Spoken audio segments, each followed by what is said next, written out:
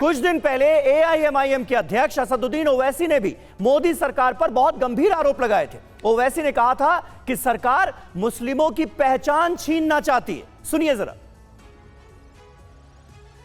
रात के अंधेरे में अपील किए बगैर आप आरे लेकर रास्ता खोल देते हैं। क्या पैगाम दे रहे हैं सर? 600 साल की मेहरौली की मस्जिद को बगैर को नोटिस दिए आपने डिमोलिश कर दिया। मैं जिम्मेदारी के साथ कह रहा हूं कि भारत के प्रधानमंत्री और उनकी सरकार भारत के मुसलमानों से उनकी शनाख्त को छीनना चाहते हैं। ख्वाजा अजमेरी के आस्थाने पर चादर बिछाइए, मगर आप जो चादर मुझसे छीनना चाह रहे हैं मेरी मस्जिद है, आप हर मस्जिद को छीनना चाहते हैं। आप बताइए 17 करोड़ मुसलमानों को क्या पैगाम दे रहे हैं आप? और अब निजेश अवस्थी जी हमारे साथ मौजूद हैं। अवस्थी जी, इन आरोपों पर क्या कहेंगे? क्योंकि ज्ञानवापी का मसला तो कोर्ट में है, मथुरा का मसला भी कोर्ट में है, लेकिन बात की जा रही है 3 नहीं 30,000 चाहिए। इस तरह के बयानात भी लगातार सामने आ रहे हैं। एक वर्ग को यह लग रहा है कि आज बीजेपी की सरकार है तो इसलिए इस तरह के मामले जानबूझकर उठाए जा रहे हैं, कार्रवाइयां एक तरफा हो रही।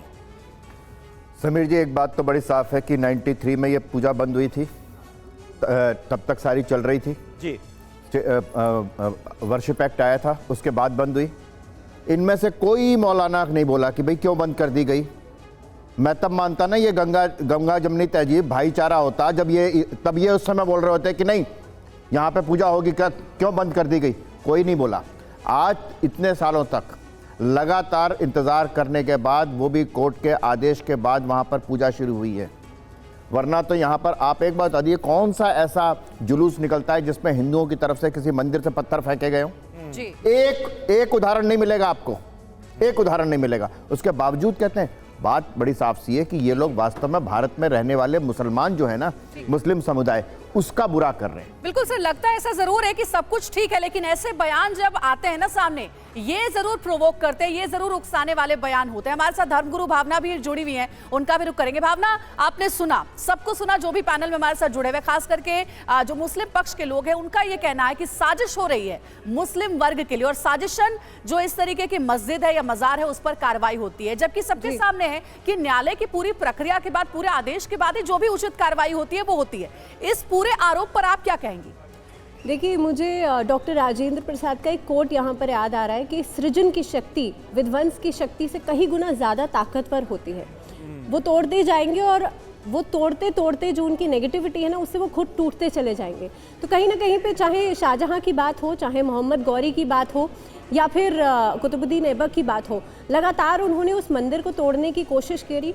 चाहे राम मंदिर की बात हो, तो कहीं ना कहीं पे आप देख रहे हैं सनातन धर्म किस तरह से आगे बढ़ रहा है। ये जो फैसला आया है, देखिए सबसे बड़ी बात, हमारे 108 उपनिषद हैं, 18 पुराण हैं और 4 वेद हैं। किसी में भी मंदिर को तोड़ने की, किसी और धर्म के मंदिर को तोड़ करके अपना मंदिर वहाँ पर बनाने की बात कहीं पर नहीं करी गई है।